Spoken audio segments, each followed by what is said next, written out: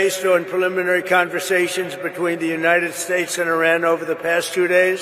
ባለፉት ሁለት ቀናት በዩናይትድ ስቴትስ እና በኢራን መካከል በተደረጉ የመጀመሪያ ደረጃ ንግግሮች ላይ በመመስረት የጦር ሚኒስቴር ድብደባውን እንዲገታ አዝዣለሁ። ሚኒስቴሩ በኢራን ውስጥ በሚገኙ ዋና የኢነርጂና የኤሌክትሪክ ኢላማዎች ላይ ድብደባ ሊፈጽም ዝግጅት አድርጎ ነበር። ነገር ግን ሰፋ ያለ ስምምነት ላይ መድረስ ይቻል እንደሆነ ለመወሰን በጣም ጥሩ ውይይቶችንም አድርገናል። ያው እንደምታውቁት መላ ህይወቴን ያሳለፍኩት ውል ውስጥ ነው እና ከኢራን ጋርም ለረጅም ጊዜ ስለ ውል ስናወራ ቆይተናል። ይህ ከጥቂት ሳምንታት በፊት ከኢራን ጋር መደራደር እንደማያስፈልጋቸው ሲናገሩ የነበሩት የአሜሪካው ፕሬዝዳንት አሁናዊ አቋም ነው። ትራምፕ ከአልደራደርም ወደ ልደራደር ነው ወይም እየተደራደርን ነው ሲቀየሩ ያልቀየሩት ነገር ቋንቋውን ነው። የፖለቲካና የዲፕሎማሲው ዓለም የለመደውንና የሚያውቀውን ኔጎሺዬሽን ወይም ድርድር የሚለውን ቃል እሳቸው አይጠቀሙትም። ይህ ቃል ከዶናልድ ትራምፕ አንደበት አይወጣም። እሳቸው አዘውትረው የሚናገሩት ዲል ወይም ውል የሚለውን የቢዝነስ ቃል ነው። ትላልቅ ጦርነት ከፍተው የሰው ሀገር መሪ ማስረው ምን እያደረጉ እንደሆነ ሲናገሩ ዲል እያደረጉ ነው ይላሉ። 70,000 ህዝብ ያለቀበትን የጋዛን ጦርነት ለማስቆም ስምምነት ሲፈረም፣ ቬንዙዌላን ወረው ኒኮላስ ማዱሮን ሲያስሩ፣ ስለተፈጠረው ነገር ሲናገሩ፣ በኢራን ስለከፈቱት ጦርነት ሲያብራሩ ደጋግመው የሚሉት ቃል ዲል የሚለውን የነጋዴ ቃል እንጂ ኔጎሺዬሽን የሚለውን የዲፕሎማሲ ቃል አይደለም። እሳቸውም ይህንኑ በአጽንኦት ሲገልጹት ዲል የኖርኩበት ነው በማለት ነው።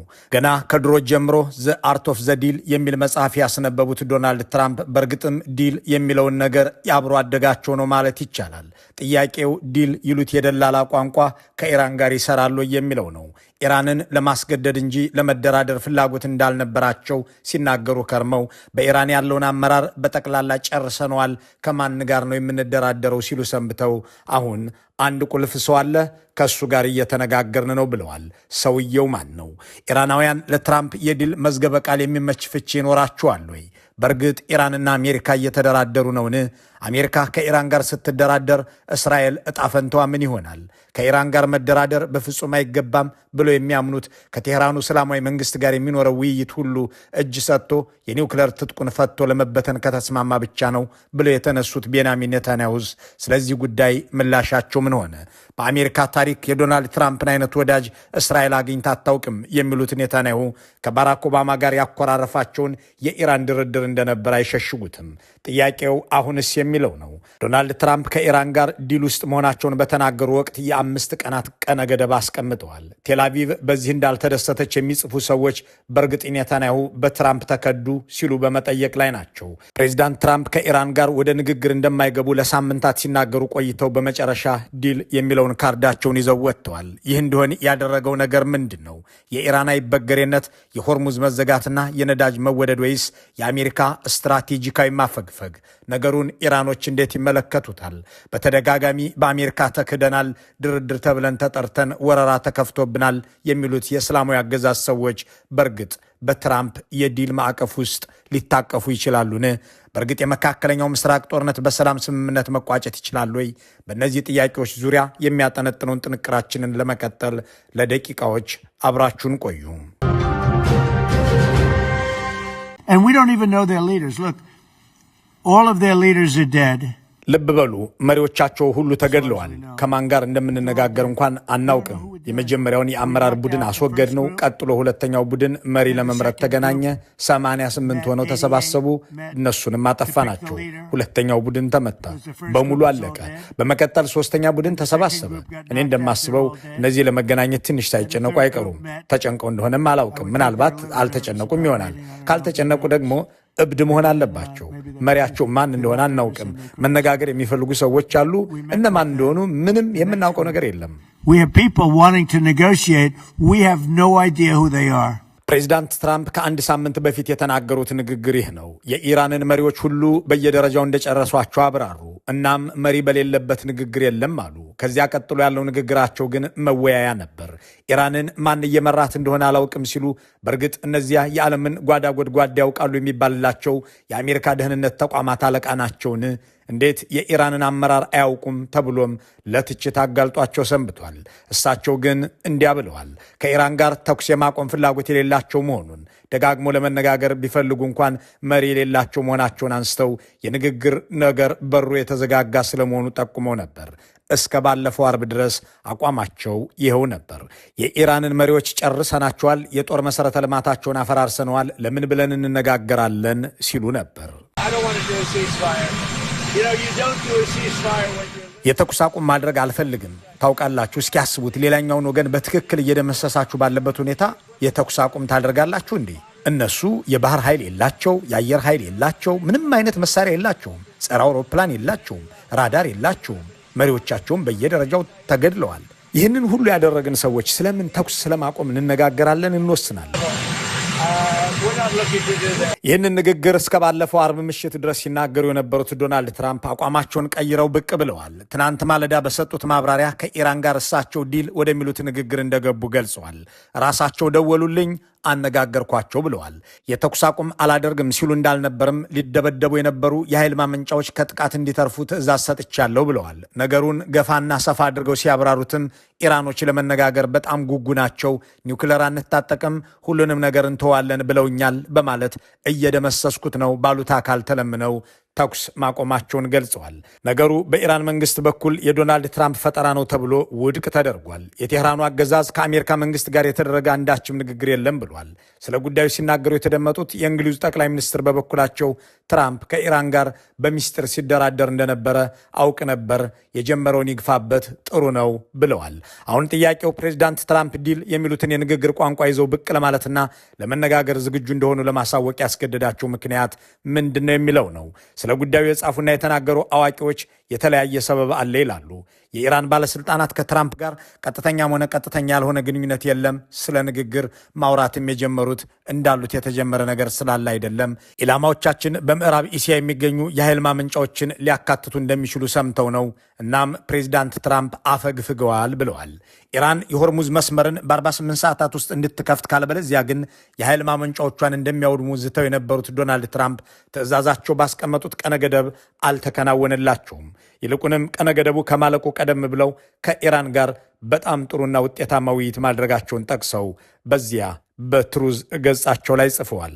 ፕሬዚዳንቱን እንዲህ ወዳለው አቅጣጫ የወሰዳቸው ምክንያት ሆርሙዝ ነው የሚሉት ሰዎች ያንን የነዳጅ መስመር የዘጋችው ኢራን አንድ አሜሪካን ብቻ ሳይሆን የዓለምን ጉሮሮ አንቃ እንደያዘች ቆጥረዋለች።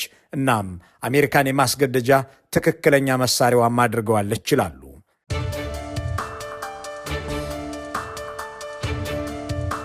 The Strait of Hormuz, a narrow stretch of water between Iran and the Arabian Peninsula, has once again become the center of global attention. ትራምፕን እሳቸው ዲል ወደሚሉት የድርድር መንገድ ሊወስዳቸው የሚችለው የኢራን አቅም ሚሳኤል ወይም የድሮን ማዕበል አለመሆኑን የሚያትቱ ጸሐፊዎች የሆርሙዝ ሰርጥን ያህል ሰቅዞ የሚይዝ መሳሪያ የለም ይላሉ።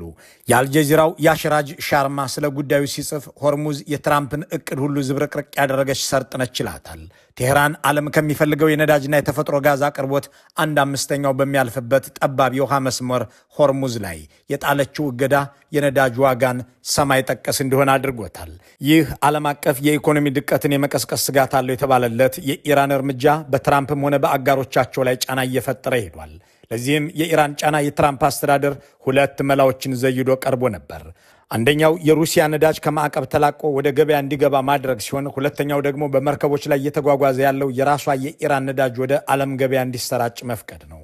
ይህም ሆኖ አጥጋቢ መፍትሄ አልሆነም።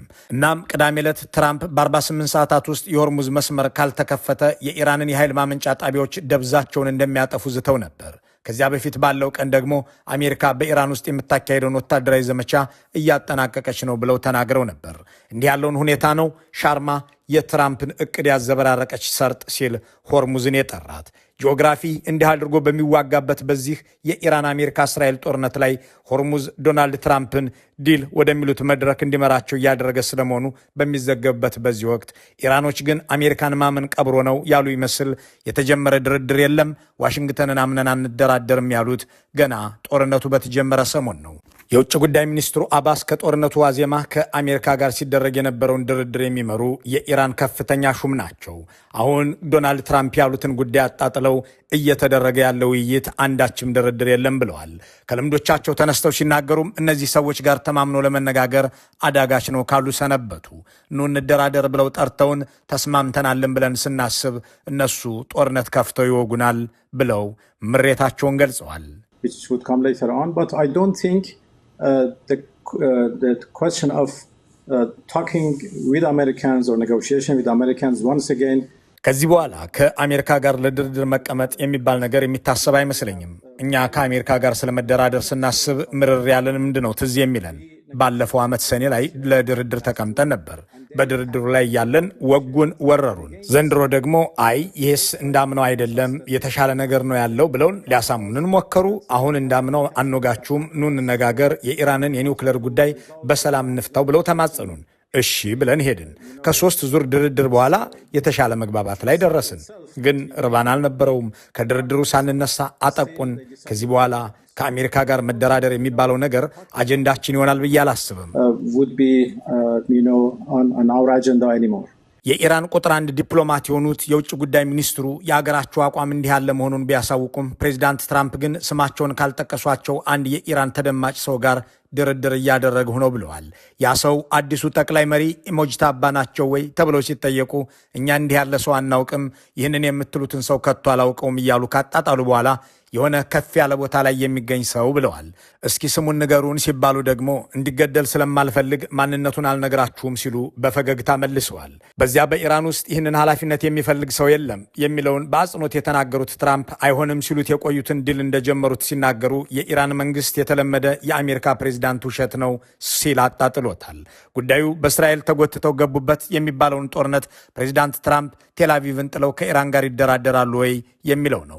እሳቸው ስለ ጉዳዩ ተጠይቀው የሰጡት ምላሽ የሚደረገው ንግግር ለእስራኤል ዘላቂ ሰላም የሚያመጣና ለዘላለሙ የሚጠቅማት ነው በማለት ሲሆን ጠቅላይ ሚኒስትር ኔታንያሁም በጉዳዩ ላይ ከትራምፕ ጋር መነጋገራቸውን አምነው የጦርነቱን ግቦች በስምምነት ማሳካት ከተቻለ በሚል ንግግር ሊጀምሩ እንደሚችሉ አሳውቀውኛል ብለዋል። እንዲያም ሆኖ አሜሪካ ልታቆመው እንደምትችል የገለጸችውን ጦርነት እስራኤል እንደምትቀጥልበት አብራርተዋል። Earlier today, I spoke with our friend, President Trump. ዛሬ ማለዳ ወዳጃችንን ትራምፕን አነጋግሬያቸዋለሁ። እሳቸው ወደ ጦርነት ያስገባንን ጉዳይ በስምምነት የማግኘት እድል አለ ብለው አምነዋል። ስምምነቱ የሁለታችንንም ጥቅም የሚያስከብር ነው። በተመሳሳይ ወቅት ግን ኢራንንና ተላላኪዎቿን መደብደባችንን እንቀጥላለን። At the same time, we continue to attack both Iran. ጥያቄው እዚህ ጋር ነው። የትራምፕና የኔታንያሁ የጋራ ጥቅም ምንድን ነው? ለካርኒጌ ፋውንዴሽን የሚጽፈው ኤሪክ ሮብ ሁለቱ መሪዎች ወደ ኢራን ሲዘምቱ ይዘውት የሄዱት አጀንዳ ለየቅል ነው ይላል። ነገሩን በጻፈበት እንግሊዝኛ ሲገልጸው የኔታንያሁ እቅድ ሞዊንግ ዘ ግራስ ሲሆን የዶናልድ ትራምፕ እቅድ ደግሞ ኤዲል ኤንድ ኢኮኖሚክ ስቴቢሊቲ ነው ይላል። የእስራኤሉ አለቃ ፍላጎታቸው የኢራንን መንግስት መነቃቀል፣ በቀጥታ አገላለጽ ሳሩን ማጨድ ሲሆን የፕሬዚዳንት ትራምፕ ምኞት እንደ ቬንዙዌላ የኢራንን ነዳጅ መቆጣጠር፣ የኢራንን ኒውክሌር ትጥቅ ማስፈታት ነው ብሎ ይከፋፍለዋል። ስለዚህ ሰዎቹ የጋራ ወታደራዊ ግብ ሳይኖራቸው የገቡበት ጦርነት የጋራ ውጤት ያለው ስምምነት ይደረግበታል ተብሎ አይጠበቅም ነው ነገሩ።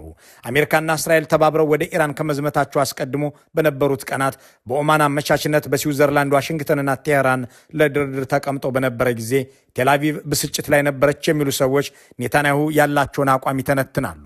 የእስራኤሉ ጠቅላይ ሚኒስትር ከኢራን ጋር ምንም አይነት ድርድር እንዲደረግ ፍላጎታቸው አይደለም የሚለውም ሆነ ስለ ኢራን ኒውክሌር ዲፕሎማሲ እድል ይኑረው ማለት ለሽብርተኛው አገዛዝ የልብ ልብ መስጠት ነው፣ መፍትሄው ተዋግቶ ማሸነፍ ብቻ ነው የሚል እምነት አላቸው ይሏቸዋል። ለዚያም ነው ጠቅላይ ሚኒስትሩ የፕሬዚዳንት ትራምፕን መመረጥ አብዝተው ተደስተውበት የነበረው የሚለውን ሰፋ አድርገው የሚያብራሩ አስተያየት ሰጪዎች እስራኤል በኢራን ላይ ጦርነት ለማካሄድ ከአሁኑ የአሜሪካ አስተዳደር በላይ ወደፊት የተሻለ አጋዥ ታገኛለች ተብሎ ስለማይጠበቅ ይህንን አብዝታና አሟጣ መጠቀም ትፈልጋለች ሲሉ ይናገራሉ። እናም ይህንን እድል አሟጣው ለመጠቀም በመፈለጋቸው ምክንያት ትራምፕ ወደ ስልጣን ከመጡ በኋላ ባለው 1 ዓመት ውስጥ 2 ጊዜ ኢራንን እንዲወሩ አድርገዋቸዋል። በዚህም አሜሪካ ተኩሳው የማታውቀውንና እሷ ብቻ የታጠቀችውን የዓለም ቦምብ በመተኮስ ኢራን በተራራ ስር የገነባችውን የኒውክለር ሰፈር አውድመዋል። አሁን ደግሞ የኢራንን መሪዎች በገደለ ዘመቻ ላይ እንዲሳተፉ ሆነዋል። ይህ ሁሉ የሆነው በእስራኤል ጉትጎታና ውትወታ ነው ይላሉ። ኔታንያሁ ግን ይህንን ተራ ሐሜት ነው ይሉና ፕሬዚዳንት ትራምፕ የሚያደርጉትን የሚያውቁ የኢራንን አደገኛነት የተረዱ ለአሜሪካ ሕዝብ ዘላቂ ጥቅም ሲሉ በእስላማዊ አገዛዝ ላይ እርምጃ ለመውሰድ እየተነሱ ናቸው ብለው አስተባብለውላቸዋል። ምንም እንኳን ማርኮ ሩቢዮ አፍ አምልጧቸው በእስራኤል ምክንያት ገባን ብለው ከተናገሩ በኋላ ይህንን ሊያስተባብሉ ቢሞክሩም ፕሬዚዳንት ትራምፕ እስራኤል እኔን አላስገባችኝም፣ ይልቁንም እኔ እስራኤልን አስገብቻታለሁ በማለት እቅዱ የራሳቸው መሆኑን ለማስመሰል ሞክረዋል። ይህ ሁሉ ሂደት ግን ከኢራን ጋር የተጀመረ የተባለውን የሰላም ስምምነት ለማጽናት ፕሬዚዳንት ትራምፕ የእስራኤልን ነገር እንዴት ሊያደርጉት ነው የሚለውን ጥያቄ ለሚያነሱ ሰዎች ሲባል የሚነገር ይመስላል። ለእስራኤል ከኢራን ጋር የሚደረግ ማንኛውም ስምምነት ጥሩ ስምምነት ሊባል የሚችለው የቴህራኑ መንግስት የሚፈርስበት የኒውክለር መርሃ ግብሩን ሙሉ በሙሉ የሚተውበት ሲሆን ነው። ለእስራኤሎች ከዚህ በመለስ ያለ ስምምነት አገዛዙን ሳይነካው ሊተወውና እንደ ሂዝቦላ ያሉ የጥቅም አስከባሪ መረቦቹን እንደገና የመገንባትን አቅም ሊሰጠው የሚችል ነው የሚል ስጋት አለ። እናም ቀጣዩ አጣብቂኝ በሆርሙዝ መዘጋት ምክንያት ኢኮኖሚያዊ ውጥረት የበረታባቸው ትራምፕ በሀገራቸው የበዛ ትችት እያስተናገዱ ያሉት የአሜሪካው ፕሬዝዳንት ከኢራን ጋር ሳይሆን ከእስራኤል ጋር ሊሆን ይችላል የሚለው ነው። መልካሙን ሁሉ በመመኘት በዚሁ እንሰናበታለን።